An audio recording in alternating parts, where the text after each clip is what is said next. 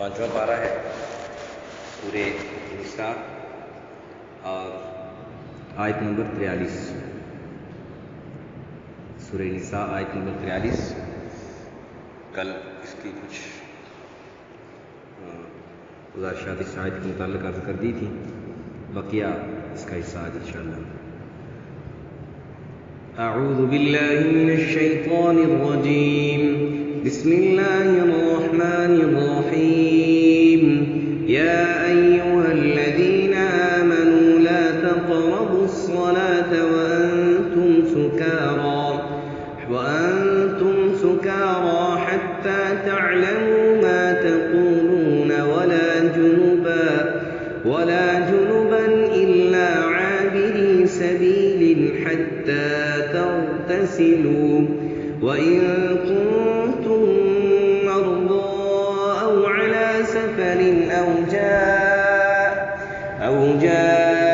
أحد منكم من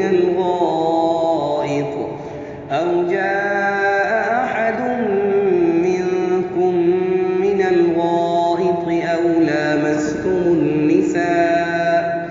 أو لامستم النساء فلم تجدوا ماء فتيمموا صعيدا طيبا فامسحوا بوجوهكم وأيديكم إن الله كان عفوا غفورا. صدق اللہ العظیم.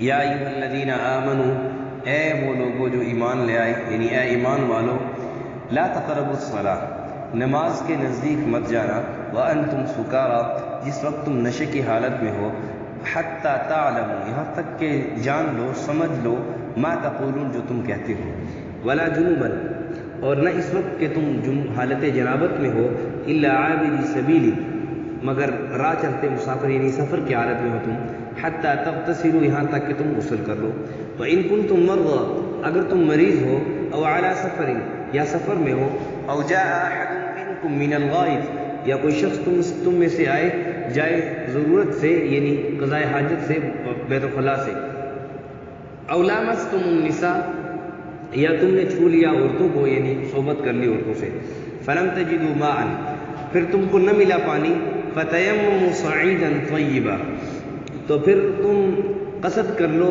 پاک مٹی کا، فامسحوا بوجوہکم، پھر ملو اپنے چہروں کو، اپنے منہ کو، وایدیکم، اور اپنے ہاتھوں کو، ان اللہ کان عفوا غفورا، بے شک اللہ تعالیٰ معاف کرنے والا، بخشنے والا ہے.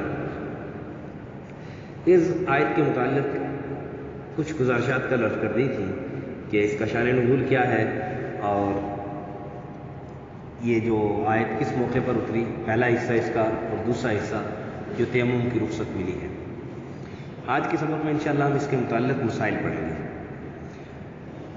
تو پہلے تو یہ میں نے گزارش کی تھی کہ دیکھیں، پہلے احکامات کا اللہ تعالیٰ نے ذکر کیا، حقوق کا ذکر کیا، پھر آگے جا کر نماز کا ذکر کیا کہ دیکھو وہ بظاہر حقوق ادا کرنا یہ ذرا مشکل ہے، لیکن ان میں سہولت پیدا ہو سکتی ہے. سہولت کیا ہے کہ آپ نماز کا اہتمام کرو. جب نماز کا اہتمام کرو گے تو اللہ تعالیٰ باقی احکامات پر بھی آپ کو چلنا آسان فرما دیں گے.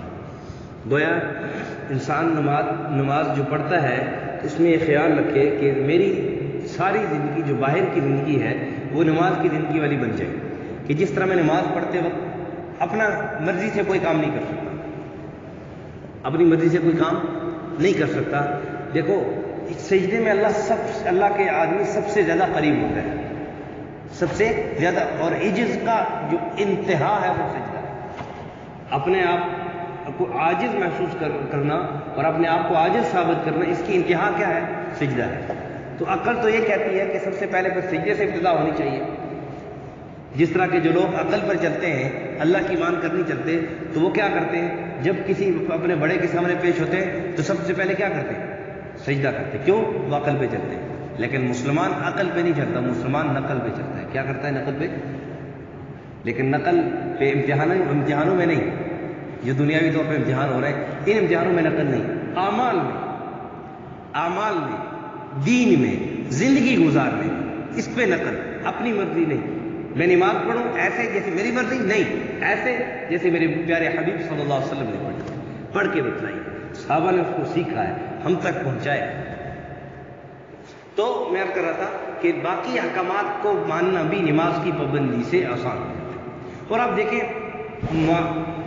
یہ عمومی ایک یعنی سمجھی ہوئی بات ہے، لوگ اس کو محسوس کرتے ہیں اور لوگ اس کو مانتے بھی ہیں کہ معاشرے میں جو آدمی صحیح طریقے سے پابندی سے 5 وقت کا نمازی ہو، عمومی طور اکثر کے اعتبار سے وہ باقی معاملات میں بھی اچھا ہوتا ہے۔ اور جو آدمی نماز کی پابندی نہ کرے، نماز کا پابند نہ ہو، تو اکثریت کے اعتبار سے بات کر رہا ہوں، باقی کا دکا اگر کوئی اس نماز پڑھنے والا وہ اگر کام میں کسی کام میں گڑبڑ کر رہا ہے کہ نماز نہ پڑھنے والا کام ٹھیک کر رہا ہے، تو وہ اکا دکا ہوتا ہے۔ اکثریت کے اعتبار سے یہی ہے کہ جو آدمی نماز کی پابندی، اور پھر نماز کی پابندی بھی اس اعتبار سے کہ نماز کے دوران بھی نماز کے اندر ہی موجود ہو، یہ نہیں ہے کہ نماز پڑھنے تو آگے سین بھائی ہے، تو پھر باقی معاملات اس کے لیے آسان ہو جاتے ہیں۔ خیر، پھر اللہ تعالیٰ نے وضو کا حکم دیا ہے، تو میں نے عرض کیا تھا کہ شراب اس وقت حرام نہیں تھی، اور اس وقت پھر یہ حکم دیا کہ اس وقت یعنی نمازوں کے اوقات میں شراب نہ پی، لیکن بعد میں چونکہ پھر شراب کی حرمت کی مکمل آیت نازل ہو چکی، اب شراب حرام ہے قطعی طور پر، کسی حالت میں بھی نہیں پی سکتے۔ کیونکہ اصل میں مسئلہ یہ تھا کہ ایک چیز جب گھٹی کے اندر رچ بس جائے نا، تو اس کو نکالنا ایک دم سے نکالو گے ٹوٹے۔ اسی لیے کہتے ہیں نا، جو عورت ہے نا، عورت ٹیڑھی پسلی سے پیدا ہوئی ہے، اس کے ٹیڑھے پن سے فائدہ اٹھاؤ، سختی نہ کرو اس پر، نرمی سے کو سمجھاؤ، تو نرمی سے بات سمجھ بھی جاتی ہے عورت، اور مان بھی لیتی ہے، اور ہو سکتا ہے کہ دین کے معاملے میں آپ سے زیادہ آگے بڑھ جائے، دین کے معاملے میں آپ سے زیادہ بڑھ جائے۔ تو خیر، بہرحال چونکہ شراب ایک نسلوں سے چلی آ رہی تھی، اور ایک وہ پسندیدہ مشروب، میں نے کہا تھا نا کہ وہاں اس وقت زمانے میں شراب ایسے چلتی تھی کہ جیسے کہ آج کل ہمارے کھانوں میں، ہماری دعوتوں میں کولڈ ڈرنک چلتی ہے، اس وقت دعوتوں میں، کھانوں میں کیا چلتی تھی؟ شراب چلتی تھی۔ جیسے آج کل ہمارے جو ہے نا وہ کولڈ ڈرنک کے جو ہے نا وہ باقاعدہ الگ الگ شاپس ہیں کہ وہاں پر صرف کولڈ ڈرنک ملتی ہے، تو اس طرح وہ باقاعدہ الگ الگ ان کی دکانیں تھیں جس پہ صرف شراب ہی ملتی تھی۔ ایک عمومی چیز تھی، ایک انتہائی عام تھی، ایک دم اللہ تعالیٰ، کیونکہ انسان پر اللہ تعالیٰ مہربان بھی ہے، کیا ہے؟ مہربان، ایک دم نہیں نکالی، بتدریجاً حکم دیا، اور جب اللہ نے جب صحابہ کے دل میں رچ بس گئی شراب کی نفرت، اور دین پختہ ہو گیا، رچ بس گیا، پھر اللہ نے حکم دیا کہ انما الخمر والمیسر والانصاب رجس من عمل الشیطان والازلام رجس من عمل الشیطان فاجتنبوه لعلکم تفلحون۔ سب حکم دے دیا، حرام ہے، ختم، یہ شیطانی عمل ہے، اب اس سے اپنے آپ کو بچا۔ تو خیر، اس وقت کیونکہ حرام نہیں ہوئی تھی، اب یہ نہیں کہہ سکتے کہ بھائی ٹھیک ہے کوئی دلیل پیش کر دے کہ اللہ نے کہا صرف نماز کے وقت میں شراب نہ پیو، باقی ٹھیک ہے، ایسی بات نہیں ہے، اس آیت کا یہ مطلب کوئی نہ ہے۔ پھر کہا کہ غسل کرو حتی تغتسلوا ولا جنوبا الا عابر، یعنی جب جنبی حالت میں اس وقت پہ آپ نماز نہیں پڑھ سکتے۔ یہ بھی اس بات کی دلیل ہے کہ عقل پہ نہیں چلتے، نقل پہ چلتے، عقل پہ نہیں چلتے، ورنہ بہت سارے آج کل اپنے آپ کو مسلمان کہنے والے بھی جو اپنے آپ کو کہتے ہیں مسلمان ہیں، لیکن عقل کی بنا پر چلتے ہیں، قرآن و حدیث کو صحیح طریقے سے نہیں مانتے، تو وہ بھی کہتے ہیں کہ حالت جنابت میں غسل کی ضرورت نہیں ہے، بس ٹھیک ہے ویسے ہی نماز پڑھ سکتے ہیں۔ حالانکہ صاف واضح حکم ہے کہ ولا جنوبا لا تقربوا الصلاۃ، یہ اسی پر عطف ہے کہ نماز کے قریب مت جاؤ اس حالت میں کہ تم جنبی ہو، تم پر جنابت ہو، لیکن وہ کہتے ہیں نہیں ٹھیک ہے، الماء بالماء، پانی پانی سے ہے، وہ بھی پانی ہے، یہ بھی پانی ہے، ٹھیک ہے، اس سے غسل فرض نہیں ہوتا ہے، نماز پڑھ سکتے ہیں۔ حالانکہ صاف قرآن کے صاف حکم کا انکار۔ خیر، خلاصہ کلام یہی ہے کہ دین کے معاملے میں عقل پہ نہیں چلے، دین کے معاملے میں عقل پہ نہیں، نقل پہ چلے۔ جو اللہ کہہ رہے ہیں، اللہ کے رسول کہہ رہے ہیں، بس آمنا وصدقنا، مان لیا، تصدیق کر دی، یہی ٹھیک ہے، اسی میں کامیابی ہے، اسی طرح ہم چلیں۔ تو کہا جب تک غسل نہ کر لو، تو یہاں پر یہ سمجھیں کہ غسل کے 3 فرائض ہیں، غسل کے 3 فرض ہیں۔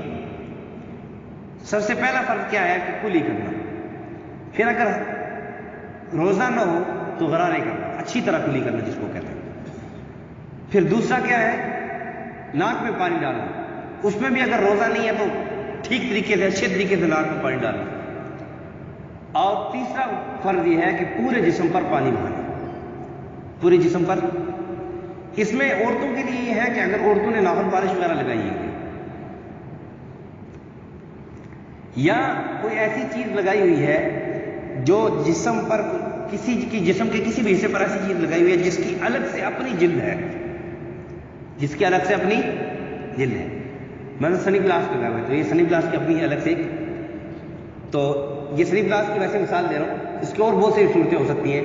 بعض دفعہ بہت سارے ایسے ہوتے ہیں کہ ہم چھوٹے چھوٹے ہوتے تو ببلیں ایسی ملتی تھیں کہ بعض بچوں نے نا ایسے وہ ببل کیسے چپکا دیں تو اتار دیں اس کو تو اس کا وہ کارٹون سا بن جاتا تھا۔ اب اس کارٹون کی بھی اپنی الگ سے جلد تھی، اس کو رگڑے نا تو اتر جاتی تھی، اس کی اپنی الگ سے جلد ہوتی ہے۔ تو اس طرح کی اگر کوئی بھی چیز جسم پہ لگائی ہوئی ہے، اگر تو زخم کی وجہ سے کوئی پٹی لگائی ہوئی ہے، زخم کی وجہ سے کوئی پٹی لگائی ہوئی ہے، زخم ایسا ہے کہ وہ پانی لگنے سے زخم زیادہ خراب ہونے کا اندیشہ ہے، زیادہ بڑھنے کا اندیشہ ہے، تو اس صورت میں تو یہ ہے کہ غارت غسل میں بھی اس پر مسح کریں گے، اس پر کیا کریں گے، مسح۔ لیکن اس کے علاوہ کوئی بھی ایسی چیز لگائی ہوئی ہے جسم پر جس کی اپنا الگ سے جسم ہے، اس صورت میں جب تک اس کو اتار نہیں لیں گے اس وقت تک غسل نہیں ہوگا۔ کیوں کہ پورے جسم میں اگر ایک بال برابر جگہ بھی خشک رہ گئی، یہ فطہروا کا لفظ آیا ہے، آگے آئے گا اس میں، فطہروا، اچھے طریقے سے صفائی کرو۔ اور اچھے طریقے سے صفائی کا مطلب یہی ہے کہ پورا جسم دھویا جائے، ایک بال برابر جگہ بھی خشک رہے۔ پھر مسنون طریقہ غسل کا یہ ہے کہ سب سے پہلے استنجا کریں، استنجا کر لیں، جو اس کی جگہ ناپاک ہے، جس جگہ پر ناپاکی لگی ہے وہ جگہ دھو لیں، اس جگہ کو رگڑ کے خشک ہوئی ہے تو رگڑ کے یعنی صحیح کر کے وہ جگہ دھو لیں، اور پھر اس کے بعد مسنون طریقے سے غسل وضو کر لیں۔ مسنون طریقے پر کیا کر لیں، مسنون طریقے سے جب وضو کرے گا تو اس میں کلی اور ناک میں پانی ڈالنا آ جائے گا، کلی اور ناک میں پانی ڈالنا یہ آ جائے گا۔ پھر اس کے بعد اپنے جسم پر پانی بہائے، ایک دفعہ پانی بہانا تو اتنا ضروری ہے، یعنی فرض ہے کہ پورے جسم اتنا بھیگ جائے، گیلا ہو جائے، پورا جسم پر پانی بہ جائے کہ ایک بار برابر جگہ بھی خشک نہ رہے۔ 3 دفعہ ڈالنا مسنون ہے، 3 دفعہ ڈالنا مسنون ہے۔ پھر بہت سارے لوگ یہ پوچھتے ہیں کہ اگر ہم نے غسل سے پہلے وضو نہیں کیا تو کیا ہمارا غسل ہو جائے گا، دوبارہ وضو کی ضرورت ہے؟ تو دوبارہ وضو کی ضرورت، اگرچہ یہ بات ہے کہ آپ نے سنت کے خلاف غسل کیا، سنت کے خلاف غسل کیا، لیکن بہرحال آپ کا غسل ہو گیا۔ اب جب غسل ہو گیا تو پھر وضو کی ضرورت نہیں ہے، کیونکہ غسل کے دوران دھوتے ہوئے وضو کے اعضاء بھی دھل جاتے ہیں، لیکن غسل اچھے طریقے سے کرنا ہی ضروری ہے۔ پھر اگر آپ غسل کر رہے ہیں ایسی جگہ پر جو کچی جگہ ہے، جو کہ عموماً آج کل گاؤں میں بہت کسی گاؤں میں ہو، ورنہ آج کل نہیں ہے، لیکن آج کل یہ صورت پیش آ سکتی ہے کہ اگر کسی وجہ سے آپ کا یعنی وہ جو پائپ لائن ہے جو گٹر کی ہے، جو سیوریج کی، وہ بند ہے اور پانی کھڑا ہو رہا ہے اور آپ غسل کر رہے ہیں، تو جو نیچے سے چھینٹیں آپ پر پڑ رہی ہیں، تو پھر آخر میں آپ اندازہ لگا لیں کہ نیچے سے چھینٹیں کہاں تک، میری گھٹنے تک آتی ہیں، ٹخنوں تک آتی ہیں، جہاں تک آتی ہیں، اس جگہ سے سائڈ پہ ہٹ کے وہ جگہ دوبارہ دھو لیں تاکہ نیچے سے جو ناپاک چھینٹیں آپ پر پڑی ہیں وہ بھی دھل جائیں۔ نبی پاک صلی اللہ علیہ وسلم ایسی جگہ پر جب غسل فرماتے کہ جو کچی جگہ ہوتی تھی تو پھر سائڈ پہ ہٹ کر آخر میں پاؤں مبارک دوبارہ دھویا کرتے تھے۔ یہ تو غسل کے متعلق۔ اس ضمن میں وضو کا بھی سن لیں مختصر کہ وضو کا مسنون طریقہ یہ ہے کہ پہلے 3 دفعہ ہاتھ دھوئیں، 3 دفعہ کلی کریں۔ کلی کرنے میں مسواک بھی ضروری ہے، مسواک بھی مسنون ہے۔ مسواک کم سے کم آپ کی یہ جو انگوٹھا ہے نا، انگوٹھا اس سے موٹی ہو، زیادہ موٹی ہو۔ بہت سارے ہمارے بھائیوں نے اٹھائی ہوتی ہے اتنی موٹی مسواک، ایسے آ کے جیسے جو ہے نا وہ کسی کو مارنے کے لیے ڈنڈا اٹھایا ہوا، اتنی موٹی نہ ہو، انگلی سے موٹی نہ ہو اور ایک بالش سے بڑی نہ ہو، لمبی نہ ہو۔ دیکھو سنت کا مذاق نہیں اڑانا چاہیے، ایک آدمی اتنا لمبا ڈنڈا جان جیب میں ڈالا ہوا ہے تو لوگ کہیں گے یہ کیا کر رہا ہے، کتنی ڈالا ہوا ہے. اس لیے مناسب سا ہے، ایک باری سے زیادہ بڑی بھی نہیں. پھر کوشش یہ کریں کہ جب مسواک کریں تو روزانہ اس کا برش تازہ کر لیں، اس سے دانتوں کی صفائی اچھی ہوگی. اور پھر مسواک کرنے کا مصنون طریقہ یہ ہے کہ یہ مثال کے طور پر مسواک ہے تو یہ چھوٹی انگلی نیچے، یہ 3 انگلیاں اوپر، یہ مسواک کے پکڑنے کا طریقہ ہے، مسواک کے پکڑنے کا طریقہ ہے. پھر آپ جب دانتوں میں مسواک ماریں گے نا، دانتوں پہ، تو دانتوں پہ دانت ایسے لمبے ہوتے ہیں نا، تو دانتوں پہ مسواک آپ عرضاً ماریں گے، طولاً نہیں ماریں گے، عرضاً ماریں گے. یہ بتلایا گیا ہے طریقہ بتلایا ہے. ہم سنت پر چلیں تو مکمل طور پر سنت پر چلیں، یہ بتلایا گیا ہے. اور ہر اس کام کا کرنا جو ہمارے فائدے کے لیے وہ سنت میں بتلایا گیا. ہاں دیکھیں یہ عرضاً مارنے، اس میں دانتوں کے جو مسوڑوں کا زخمی ہونے کا اندیشہ نہیں ہے. اگر ہم تولن ماریں گے تو اوپر سے مسوڑے زخمی ہوں گے، خون نکلے گا. آپ کے وضو میں جہاں پہ 2 منٹ لگ رہے تھے وہاں پہ 10 منٹ لگیں گے، کیونکہ جب تک خون نکلتا رہے گا آپ کو وضو کدھر ہوگا؟ خون بند ہوگا تب وضو ہوگا. اس لیے عرضاً، یہ باتیں بہت کم لوگ بتلاتے ہیں، اس لیے توجہ ضرور ہے. عرضاً ماریں. پھر زبان پر جو ماریں گے تو زبان پر عرضاً نہیں، زبان پر طولن ماریں. اور یہ مارنا زیادہ آسان بھی ہے، ورنہ عرضاً اگر مار رہے ہوں گے تو زبان پر ایسے مارا تو زبان دانتوں کے ساتھ لگی اور دانت بند کیے تو زبان زخمی ہونے کا بھی اندیشہ ہے. تو اس لیے زبان پر بھی ماری جاتی ہے. اور ایک بات یہ بتاؤں کہ جس آدمی کی زبان میں لکنت ہو نا، لکنت، اس کا آسان مصنون یہ ہے کہ مسواک تو مصنون ہے نا، مسواک تو مصنون ہے. تجربے سے ثابت ہے کہ جو آدمی مسواک زبان پر کرے نا، اللہ اس کی زبان کے اندر فصاحت اور مٹھاس پیدا کرتے ہیں. سنت پر بھی چلو فائدے ہی فائدے، سنت پر چلو گے تو فائدے فائدے. پھر کم سے کم 3 دفعہ مسواک کرنی چاہیے. ہاں اگر وقت کم ہے تو ایک ہی دفعہ کر لو. مثلا آپ 3 دفعہ مسواک کر رہے ہیں، بیٹھے ہوئے 3 دفعہ مسواک کر رہے ہیں، ادھر جماعت کھڑی ہوئی ہے اور آپ پہلی رکعت گئی، دوسری گئی، تیسری گئی، آپ چوتھی رکعت میں یا پوری جماعت ہی آپ کی چلی گئی ہے، تو اس وقت ایسا نہیں، موقع مناسبت کے حساب سے بندہ دیکھتا ہے. تو پھر ہر 3 دفعہ میں جو برش ہے اس کو آپ گیلا کر لیں تاکہ صفائی اچھی طریقے سے سنت کی. جب آپ ہر نماز سے ایک بات اور سنو، جب وضو سے پہلے مسواک کر لو گے تو وہ وضو یعنی نماز جو آپ مسواک کے ساتھ پڑھو گے، حدیث میں آتا ہے باقی نماز سے 70 گنا اس کا ثواب ہو جاتا ہے. گویا آپ نے بغیر مسواک کیے نماز پڑھی، ایک نماز کا ثواب مثال کے طور پر. مسواک کر کے نماز پڑھو گے تو 70 نمازوں کا ثواب ہے. اس میں پھر بعض لوگ کہتے ہیں کہ مسواک وضو کا حصہ ہے، وضو سے پہلے کرنا مصنون ہے وضو میں. بعض لوگ کہتے ہیں نماز سے پہلے. تو اگر ہم وضو کرتے وقت ساتھ کر لیں تو دونوں پر عمل ہو جائے گا. وضو میں بھی ہے اور ظاہر ہے کہ وضو نماز سے پہلے کرتے ہیں بعد میں کرتے ہیں، پہلے کرتے ہیں نا، تو نماز سے پہلے بھی ہو جائے گی. دونوں حدیث سنی اس کو کہتے ہیں جو مکمل سنت پر چلے. یہ نہیں ہے کہ اپنی مرضی کے مان لے دوسری چھوڑ دے. دونوں حدیثوں پہ عمل ہو جائے گا. کیا خیر ہے کہ نہیں؟ نماز سے پہلے اور وضو کے دوران، یعنی وضو کا حصہ ہے تو وضو کے دوران جب کریں گے تو دونوں پہ عمل ہو جائے گا، نماز سے پہلے بھی ہو جائے گی اور وضو سے بھی. پھر خیر بات کافی لمبی ہو رہی ہے، پھر وقت پورا ہو رہا ہے. میری کوشش یہ ہوتی ہے کہ آپ کو زیادہ دیر نہ بٹھایا جائے، کیونکہ آپ آزاد کی بھی اپنی مصروفیات ہوتی ہیں. اللہ کو جزائے خیر دے کہ اس فتنے والے دور میں، اور آپ کو اپنے آپ کو خوش قسمت سمجھنا چاہیے کہ اس فتنے کے دور میں اللہ آپ کو اپنا قرآن کی باتیں، قرآن سیکھنے کے لیے بٹھانے کا یہ اللہ نے موقع دیا ہے. اس پر جتنا مرضی شکر ادا کرو یہ کم ہے. یقین جانو کہ آپ کو ایک ایک سیکنڈ کا جو قیامت کے دن جب آپ کو بدلہ ملے گا نا، تو آپ کہیں گے اے کاش ہم پوری زندگی ایسے بیٹھے رہتے قرآن سنتے رہتے. خیر یہ تو ہو گیا مسواک کا.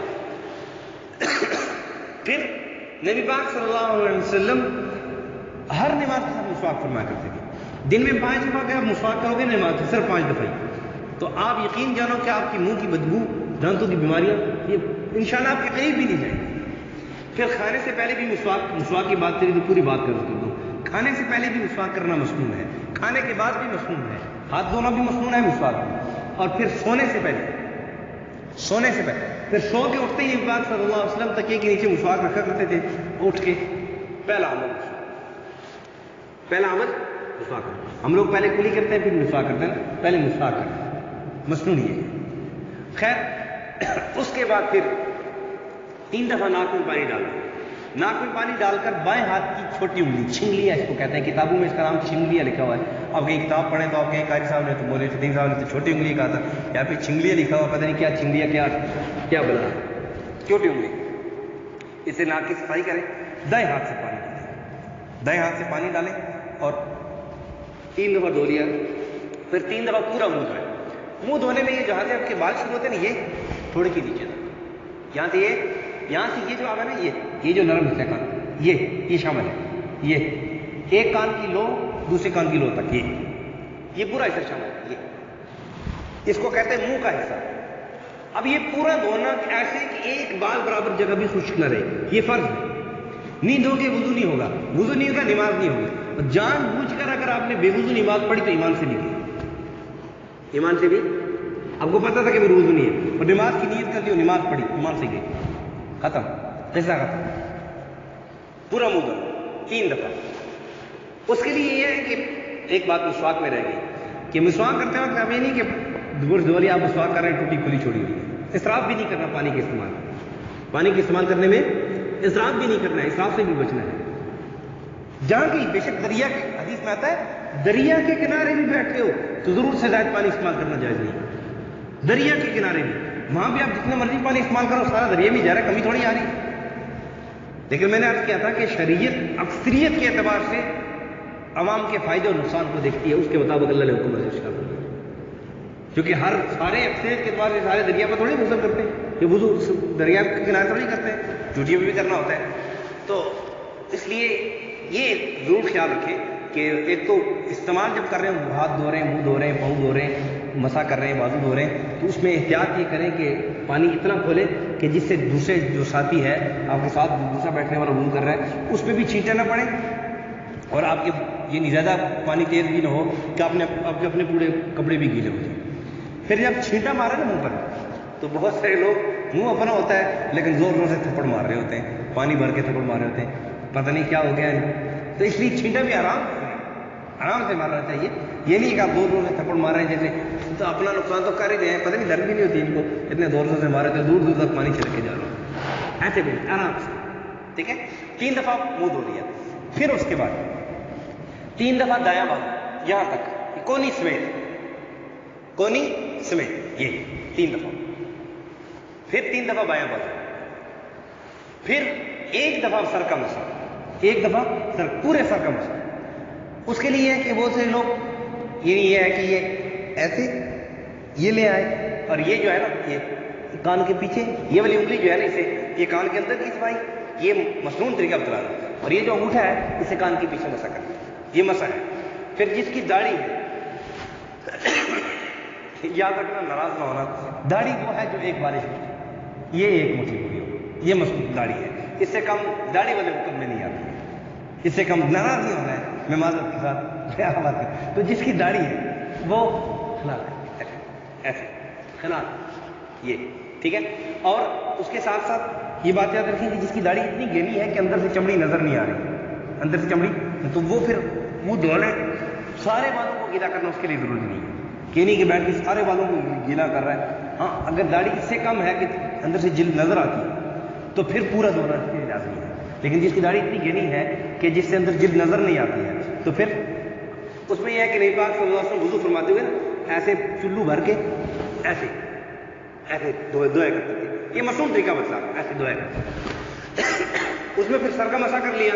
پھر اس کے بعد پہلے دایاں پاؤں ٹخنوں سمیت دھونا ہے، ٹخنوں سمیت، ٹخنے بھی بیچ میں دھونے. پھر یہ جو چھوٹی انگلی ہے دایاں پاؤں کی، چھوٹی انگلی کے ساتھ یہ اس کا یہ جو آپ کے جو انگلی ہے اس کے درمیان اس انگلی کو خلال کر لیں تاکہ اندر بھی پانی چلا جائے. اس طریقے سے پھر بایاں پاؤں، اس لیے آپ کا مصنون وضو کا طریقہ ہے. اس کے بعد پھر وقت کافی ہو گیا، میں کوشش کروں گا 1-2 منٹ میں اگلی جو ہے نا وہ بات پوری کر لوں. پانی کے استعمال سے معذوری کی صورتیں بتلائی ہیں. تو پانی سے استعمال کی معذوری کی صورتیں 3 ہیں. ایک تو یہ ہے کہ بیماری ہے کہ پانی استعمال کرنا اس کے لیے مضر ہے، پانی استعمال نہیں کر سکتا. دوسرا سفر درپیش ہے، پانی اتنا کم ہے کہ یا پیے گا یا وضو کرے گا، یا پیے گا یا وضو کرے گا. اس صورت میں بھی یہ تیمم کر سکتا ہے. پہلی صورت میں بیماری ہے ایسی کہ پانی استعمال کرتا ہے تو بیمار ہوتا ہے، بیماری بڑھتی ہے، تیمم کر سکتا ہے۔ دوسری صورت کیا کہ سفر میں ہے اور پانی کم ہے کہ آپ پیے گا، یا چونکہ زندہ بھی رہنا، پیے گا تو زندہ رہے گا، نہیں پیے گا تو بعض وقت وہ تو مہینوں کا سفر ہوتے تھے، تو اس صورت میں پھر تیمم۔ اور تیسری صورت یہ ہے کہ پانی تو ہے، پانی ہے ہی نہیں۔ پہلی دونوں صورتوں میں پانی موجود ہے، لیکن ایک صورت میں استعمال نقصان دہ ہے، دوسری صورت میں استعمال اس اعتبار سے نقصان دہ ہے کہ کم ہے، ختم ہو جائے گا، پھر پیے گا کیا۔ تیسری صورت یہ ہے کہ پانی ہے ہی نہیں۔ یہ تین صورتیں پانی سے استعمال کی معذوری کی ہیں کہ ان صورتوں میں پھر تیمم کر سکتے ہیں۔ تیمم کا طریقہ یہ ہے، تیمم کا طریقہ یہ ہے کہ پاک مٹی سے آپ ایک نیت کہ پاکی کی نیت کریں، فتیمموا صعیدا، ارادہ کریں، وہ نیت پڑھ رہے اور 2 ضربے، یہ تیمم کے فرائض میں سے نیت 2 ضربے، ایک نیت 2 ضربے، نیت کر لی کہ میں اس مٹی سے پاکی حاصل کرنا چاہ رہا ہوں، ٹھیک ہے۔ پھر ایسے مٹی پر ضرب ماری، اب دیکھیں کہ اگر زیادہ دھول لگ گئی ہے اس کو اس طرح جھاڑ سکتے ہیں۔ پھر پورے منہ پر اس طرح کر کے پورے منہ پر، تاکہ ایک بار جو جتنا منہ دھونا فرض تھا اتنے منہ پر ہاتھ پھیر لیں، اتنے پورے منہ پر، اس میں ذرا برابر جگہ بھی ایسی نہ رہے جس میں اس نے ہاتھ نہ پھیرے۔ پھر اس کے بعد ضرب لگائی، پہلے دائیں بازو، اس کو ایسے کر کے نا دائیں بازو، یہ ادھر سے لے کے یہ پورا بازو، پھر یہ ہاتھ تو صاف ہے، یہ ہاتھ تو نہیں لگایا، پھر یہ پورا بازو۔ تو یہ تیمم کا مصنون طریقہ ہے، یہ تیمم ہے۔ تو غسل کے لیے اور وضو کے لیے یہ تیمم کا ایک ہی طریقہ ہے، لیکن اگر آپ نے وضو کی نیت سے تیمم کیا ہے، وضو کی نیت سے، اور آپ پر غسل فرض ہو گیا، تو پھر جب غسل کی نیت سے کہ میں سے غسل کی والی پاکی حاصل کر رہا ہوں، تو اس سے پھر وضو بھی درمیان میں آ جائے گا۔ پھر تیمم ان چیزوں سے ٹوٹ جاتا ہے جن چیزوں سے وضو ٹوٹ جاتا ہے، پھر دوبارہ آپ کو تیمم کرنا پڑے گا اگر پانی نہیں ہے، وہی صورتیں موجود ہیں۔ پھر اگر آپ نے تیمم کیا تھا اب پانی مل گیا، پھر دوبارہ وضو کرنا پڑے گا، پھر تیمم پہ نہیں چلے گا کام۔ جو ہی پانی ملا، اب اس کے بعد کی جتنی نمازیں، وہ یہ نہیں ہے کہ مثال کے طور پر اب میں نے زور کے لیے وضو کیا تھا، تیمم کیا تھا زور کے لیے، اب اصل کی نماز کا وقت آ گیا ہے، پانی تو مل گیا لیکن وہ تیمم میرا ٹوٹا نہیں ہے، کوئی ایسی بات نہیں ہوئی کہ اسے وضو ٹوٹ جاتا ہے، تو میں اسی سے نماز پڑھ لوں گا، نہیں، اب پانی مل گیا ہے، اب وضو کر کے اصل کی نماز پڑھے گا۔ عذر ختم ہو گیا، جب عذر ختم ہو گیا تو پھر وضو کر کے اصل کی نماز پڑھے گا۔